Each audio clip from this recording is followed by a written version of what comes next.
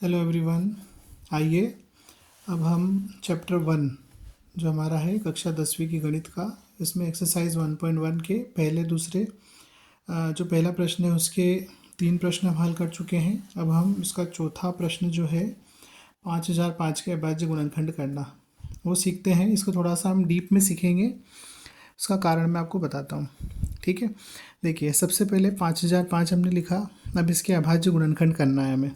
तो अभाज्य संख्या में सबसे पहले 2 आता है, एक विषम संख्या है इसलिए इसमें 2 का भाग नहीं जाएगा।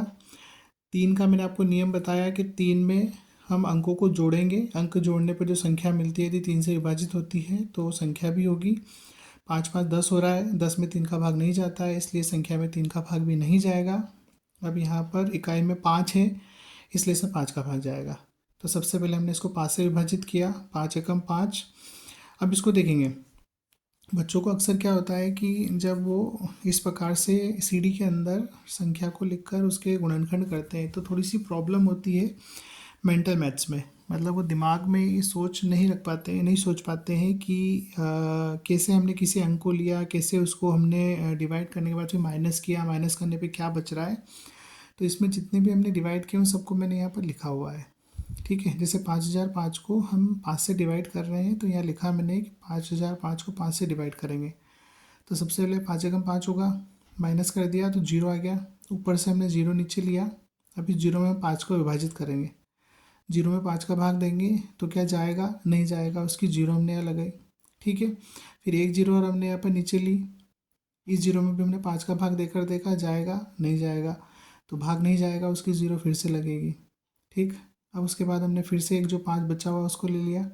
अब 5 में 5 का भाग देंगे, जाता है, एक बार जाता है, हमने 1 लिखा, 5 एकम 5। ठीक है, ये हो गया 0। अब इसी प्रकार से हमारे पास क्या मिल गया, हमको 1001 मिल गया।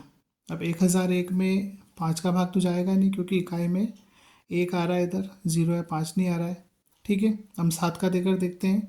तो देखो 7 का भाग इसमें जाता है, 7 का कैसे करेंगे हम, 7 का भाग देंगे तो सबसे पहले देखो 1 में भाग देंगे, जाएगा नहीं जाएगा, तो हमको 2 अंक लेना पड़ेंगे यहाँ पर। ठीक है, 1 और 0। अब ये 1 और 0 आपने लिया तो 7 एकम 7 होगा, 10 में से 7 घटेंगे तो कितना आएगा, 3 आएगा। ठीक है, उसके बाद हम एक 0 नीचे लेंगे, ये 30 हो जाएगा, 30 होगा तो 7 चौक 28 हो जाएगा, 28 हमने लिखा, 2 बचा, ऊपर से 1 हमने नीचे लिया, 7 या 21 हो गया। इस प्रकार से नीचे 0 आ गया घटाने पर, और हमारी जो संख्या है वो मिल गई हमको 143। ठीक, तो 143 हमको मिल गया 7 से 1001 को विभाजित करने पर। अब हम 143 में करेंगे कि 7 का भाग जाएगा तो नहीं जाएगा। ठीक है, अब किसका जाएगा 7 के बाद, अब 11 से चेक करेंगे हम, क्योंकि 7 के बाद तो 8 9 और 10 ये आपकी अभाज्य संख्या नहीं होती है। उसके बाद आता है 11, तो 11 का भाग हम देकर देखते हैं तो 11 का इसमें भाग जाता है।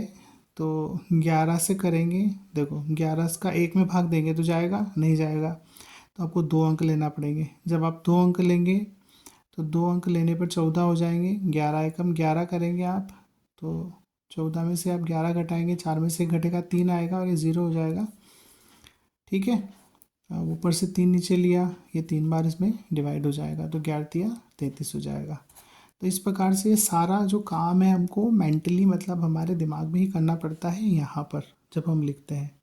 तो इसकी हमें थोड़ी सी प्रैक्टिस करने की आवश्यकता होती है, प्रैक्टिस करने के बाद ये हम आसानी से कर सकते हैं।